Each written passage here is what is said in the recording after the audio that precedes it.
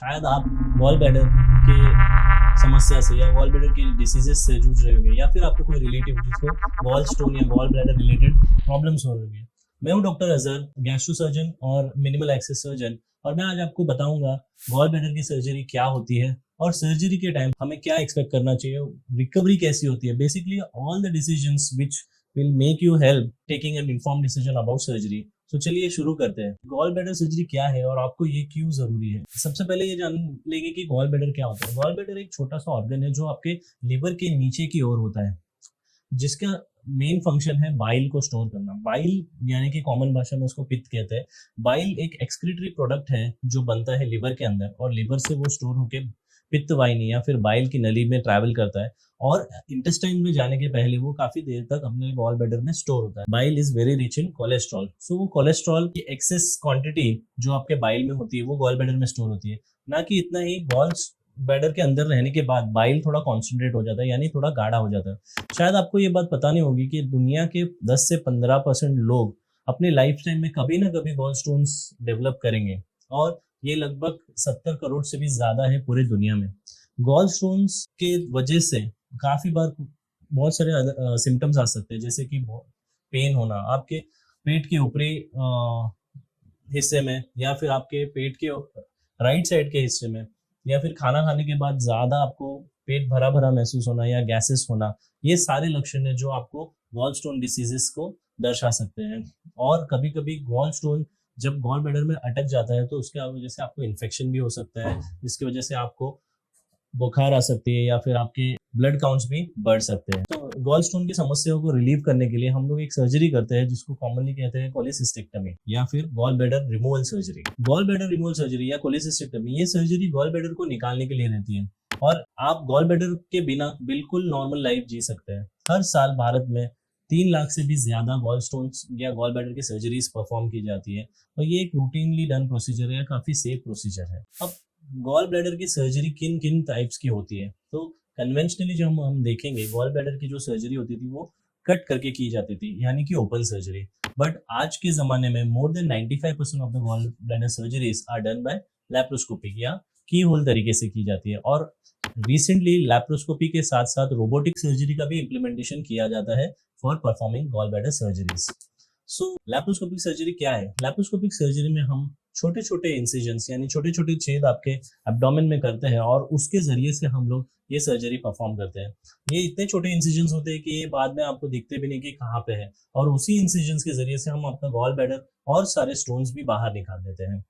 So in surgery में basically हम छोटे छोटे इंस्ट्रूमेंट्स हम एब्डोमेन के अंदर डालते हैं, और उसी के जरिए से पूरी सर्जरी की जाती है। लैप्रोस्कोपी का एडवांटेज ये होता है कि इसमें आपको काफी कम पेन रहता है, कि रिकवरी बहुत जल्दी होती है, और most of the time more than 90% of the patient 24 hours में ही डिस्चार्ज हो जाते हैं। ओपन सर्जरी की अगर बात करेंगे तो ओपन सर्जरी में एक बड़ा कट इन्वॉल्व होता है, जिसमें काफी सारे टाके भी आते हैं आपको, और उसकी रिकवरी प्रोसेस में थोड़ा सा ज्यादा टाइम लगता है। Most of the time laparoscopic operation के बाद मोस्ट ऑफ द पेशेंट्स एक आध हफ्ते के अंदर ही अपना काम भी रिज्यूम कर लेते हैं, जबकि ओपन सर्जरी में इसका जो समय रहता है वो और ज्यादा लगता है, 2 से 3 हफ्ते भी लग सकते हैं किसी किसी को। तो चलिए जानते हैं कि सर्जरी के दौरान आप क्या क्या एक्सपेक्ट करेंगे। We will break it down into small small parts. So सबसे पहले कि गॉल ब्लैडर सर्जरी में आपको लगभग 1 से 2 घंटे का समय लगता है। कभी कभी अगर गॉल स्टोन बहुत ज्यादा इन्फेक्शियस है या फट गया है तो उसमें आपको ज्यादा समय लगने के भी चांसेस होते हैं। इस सर्जरी में आपको जनरल एनेस्थीसिया दिया जाता है। जनरल एनेस्थीसिया आपको सलाइन के जरिए से दिया जाता है। आफ्टर जनरल एनेस्थीसिया आप पूरी तरीके से बेहोश हो जाते हैं, और उसके आगे आपको कुछ भी पता नहीं चलता। उसके बाद आप सीधे सर्जरी होने के बाद ही जगते हैं। तो इस सर्जरी के दौरान हम आपके एब्डोमेन में या पेट के ऊपरी हिस्से में छोटे छोटे होल्स करते हैं, और इस छोटे होल्स के जरिए से गॉल ब्लैडर और उसका जो अटैचमेंट होता है with the liver and the bile duct, उसको केयरफुली सेपरेट करते हैं। आफ्टर ये सेपरेशन हम लोग ये गॉल ब्लैडर जो होता है उसको बाहर निकाल देते हैं। आफ्टर बाहर निकालने के लिए हम लोग उसको जांच के लिए भी भेज देते हैं। 90% ऑफ द पेशेंट, जैसे मैंने पहले कहा कि 24 आवर्स के अंदर ही डिस्चार्ज हो जाते हैं, और जनरली 5 से 6 घंटे के बाद हम लोग सिप्स ऑफ वाटर भी चालू कर देते हैं, और maybe the same day or the next day we start them with liquid diet and soft diet as the patient tolerates it. Surgery के बाद आपको क्या एक्सपेक्ट करना चाहिए। चलिए अब रिकवरी की बात करते हैं। सर्जरी के बाद आपको थोड़ा डिस्कम्फर्ट जरूर होगा क्योंकि सर्जरी की हुई है। स्पेशली जिन भागों पे हमारे इंसिजन होते हैं उस पार्ट पे आपको थोड़ा डिस्कम्फर्ट हो सकता है, लेकिन वो नॉर्मल पेन किलर से काफी हद तक कंट्रोल में आ जाता है। ज्यादातर लोग 1 से 2 हफ्ते में बिल्कुल ठीक फील करते हैं और करीब करीब 80% ऑफ द पेशेंट फिर से अपने काम पे ज्वाइन कर सकते हैं।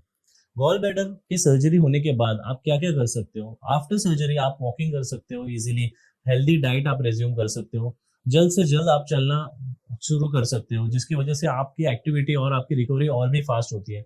अगर हम लोग डाइट के बारे में बात करें तो डाइट में आप मोस्ट ऑफ द चीजें खा सकते हो, बट कुछ पेशेंट्स को 1 हफ्ते या 2 हफ्ते के लिए थोड़ा ब्लोटिंग जैसा होता है, तो हम सारे पेशेंट्स को ये एडवाइस करते हैं कि आपका जो भी मील होगा आप उसको लो फैट रखिए, बहुत ज्यादा एक्सेसिव फैटी डाइट नहीं लेना है, और small meals at a time would be preferable, and early eating, जैसे कि आप सोने वाले हो उसके एटलीस्ट 2 से 3 घंटे के पहले आप खाओगे तो इट विल बी बेटर। चलिए अब जानते हैं कि गॉल ब्लैडर सर्जरी के साथ क्या रिस्क और कॉम्प्लिकेशंस एसोसिएटेड होते हैं।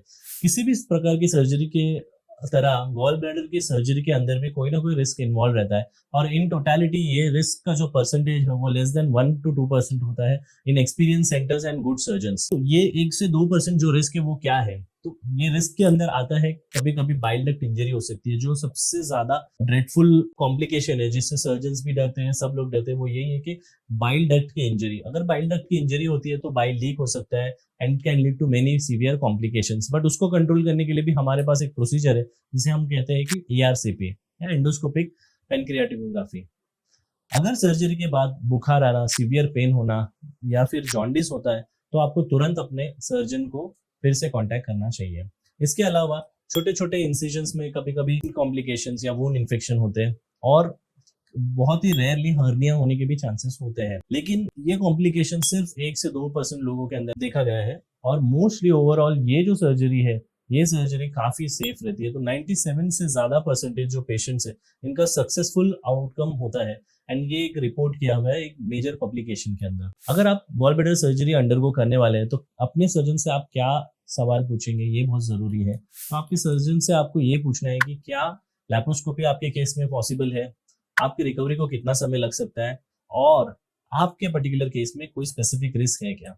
सी नॉर्मल पीपल जिनको कोई डायबिटीज, हार्ट डिसीज या अदर कोई भी अलग बीमारी नहीं हो उनके अंदर रिस्क थोड़ा कम होता है, बट जो लोग डायबिटिक हैं या जिनके हार्ट डिसीज है या जो ब्लड प्रेशर से प्रभावित है या और भी किसी बीमारी से जूझ रहे हैं तो उनके अंदर ये रिस्क थोड़ा सा ज्यादा हो जाता है नॉर्मल पब्लिक के कंपैरिजन में।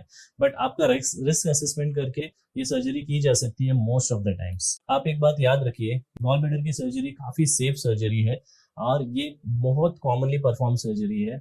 आप अपने सर्जन से काफी सारी जानकारियां है, जो आपकी चिंताएं है, जो भी आपके मन में डाउट है वो सब आप पूछ सकते हो और आप एक इन्फॉर्म डिसीजन ले सकते हो।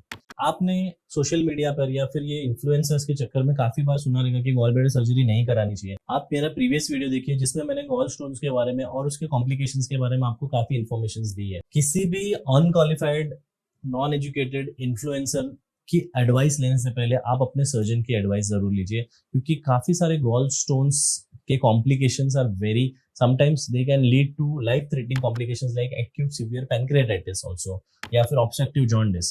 so ये डिसीजन लेने के पहले कि हम सर्जरी नहीं कराना चाहते या फिर डिले करना चाहते हैं, आप अपने सर्जन की सलाह जरूर लें।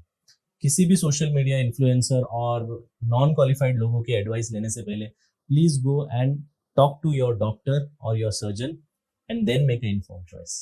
अगर आपको ये वीडियो हेल्पफुल लगा तो एक थम्स अप जरूर दीजिए, और ऐसे ही और हेल्थ टिप्स के लिए मेरे चैनल को सब्सक्राइब जरूर कीजिए। Thank you.